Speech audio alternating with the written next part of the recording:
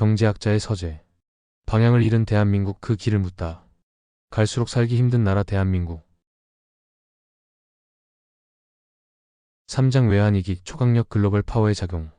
많은 사람이 1997년 외환위기를 한국전쟁 다음가는 끔찍한 재난으로 기억하고 있다. 도대체 왜 외환위기를 그토록 심각한 사건으로 기억하고 있을까?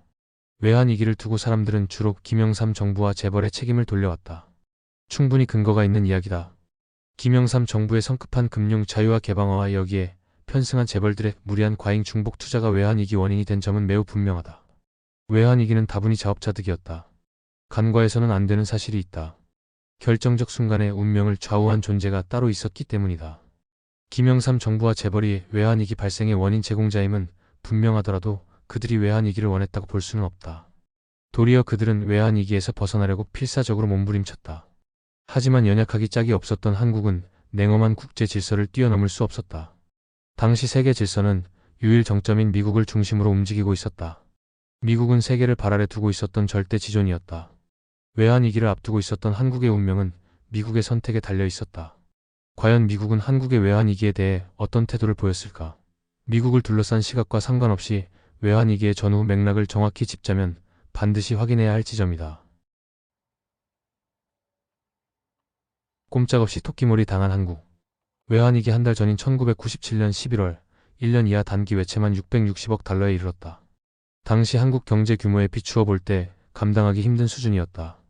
위태롭기 그지없는 상황에서 월가 금융회사들은 약속한 작전을 실행에 옮기듯이 한국 시장에 묻어두었던 자금을 서둘러 빼가기 시작했다.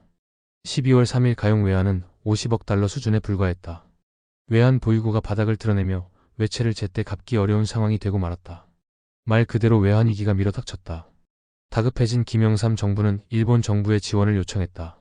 임창열 부총리 겸 재경원 장관이 급히 일본으로 건너가 미스즈카 히로시 대장상을 만났다. 연초에 하시모토 류타로 수상이 만약 한국이 위급한 상황에 직면하면 일본이 돕겠다는 약속을 한 바 있었다. 한국 정부는 일본의 약속을 믿었다. 결정적 순간 운명의 향방을 가른 존재는 다른 곳에 있었다. 미국이었다. 1998년 11월 17일자 동아일보는 당시 상황을 비교적 자세히 보도한 바 있다. 임창열 부총리를 맞이한 일본 미스즈카 대장상은 미안하게 됐습니다. 라는 짧은 한마디 말과 함께 미국 로버트 루빈 재무장관이 전달한 편지를 꺼내 보였다. 편지에는 일본은 한국을 도와서는 안 되며 한국은 IMF로 가야 함을 적시하고 있었다. 비슷한 시기 빌 클린턴 미국 대통령이 하시모토 일본 수상에게 전화를 걸어 똑같은 메시지를 전달해 놓은 상태였다. 일본은 미국이 요구한 대로 한국 지원을 거부했다. 뿐만이 아니었다. 미스즈카 대장상이 임 부총리에게 관련 자료를 통해 확인해 준 대로 1997년 1년 동안 일본계 은행들은 한국에 묻어두었던 150억 달러를 서둘러 회수해 갔다. 일본은 한국의 외환위기를 악화시키는 데 적극적으로 일조했다. 일본은 미국의 의중을 정확히 파악하고 있었고 그에 맞추어 움직였다. 한국 정부는 달리 선택의 여지가 없는 신세가 되었다. 결국 한국 정부는 IMF 앞에 무릎을 꿇고 말았다. IMF 설립 취지는 원활한 외환 거래를 통해 세계 무역의 안정을 유지하는 데 있었다. 주요 임무의 하나로서 특정 국가가 외환위기에 직면하면 긴급 구제금융을 제공해야 했다. IMF와 해당 정부 협상이 필요한 지점은 원만한 대출 자금의 회수 보장이었다. 공개된 IMF 내부 문서에 따르면 한국 정부와의 협상은 이를 한참 뛰어넘는 수준에서 진행되었다. 1997년 12월 1일 임창열 경제부총리와 후베르트 나이스 IMF 아시아 태평양 국장 사이에 이뤄진 사전 협상은 그런대로 잘 진행되었다.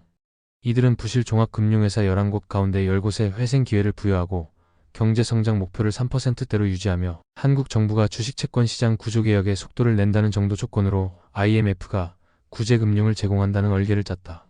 12월 3일 오전의 상황은 크게 달라졌다. IMF 총재 미셸 캉드시가 직접 한국에 날아와 나는 협상하기 위해서 왔다. 라고 말했다. 때맞추어 루빈 미 재무장관은 캉드시에게 전화를 걸어 미흡한 협상안으론 IMF 이사회를 통과할 수 없다는 경고를 전달했다. 참고로 IMF에서 주요 안건은 85% 이상 찬성이 있을 때 통과할 수 있는데 투표권은 지분에 따라 배분한다. 미국은 16.7% 지분으로 유일하게 거부권을 행사할 수 있었다. IMF가 미국의 통제를 벗어나기 어려운 구조였다. 캉드시는 미국 재무부의 지휘에 충실히 따를 수밖에 없는 처지였다. 캉드시의 태도는 강경했다.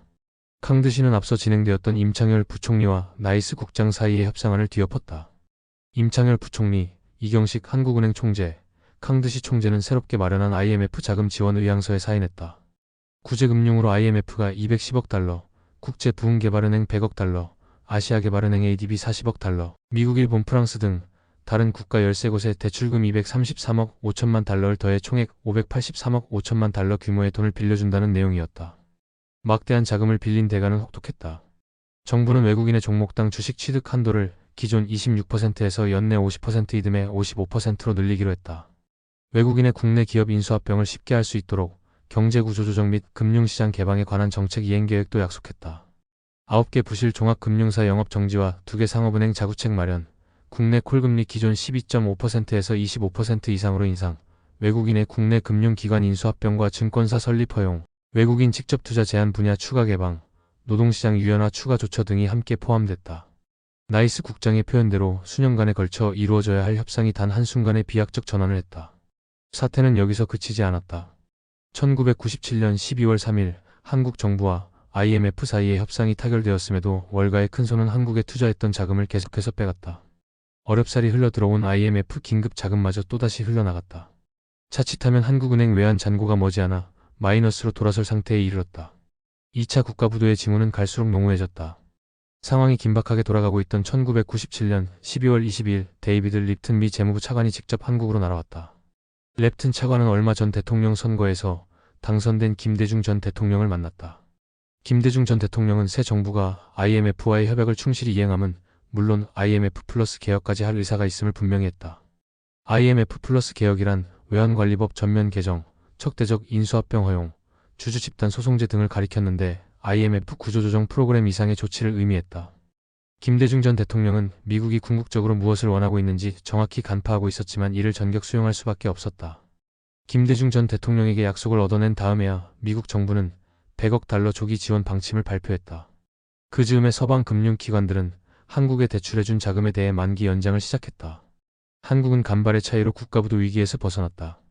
김영삼 정부와 재벌은 결과와 무관하게 외환위기에서 벗어나려고 필사적으로 몸부림쳤다. 미국의 입장은 완전 달랐다. 미국은 명백하게 한국이 외환위기에 깊숙이 빠지기를 원했다. 자금 인출로 외환위기를 가속화시켰을 뿐만 아니라 일본의 지원마저 차단했다. 토끼몰 이식으로 한국 정부를 내몰아 IMF 앞에 굴복하도록 만들었다. 캉드시 IMF 총재가 직접 한국을 방문해 강경한 태도로 협상을 밀어붙이도록 종용했다. 더 나아가 김대중 전 대통령까지 압박해 IMF와의 협약 그 이상의 조치를 약속하도록 만들었다. 미국이 이러한 태도를 보인 배경은 무엇이었을까? 미국은 무엇을 노리고 한국을 외딴 곳으로 몰아넣었을까? 미국으로서 한국이 외환위기에 봉착함으로써 얻을 수 있는 확실한 이익이 있던 게 아닐까? 이상으로 갈수록 살기 힘든 나라 대한민국 3장 외환위기, 초강력 글로벌 파워의 작용감일 이었습니다.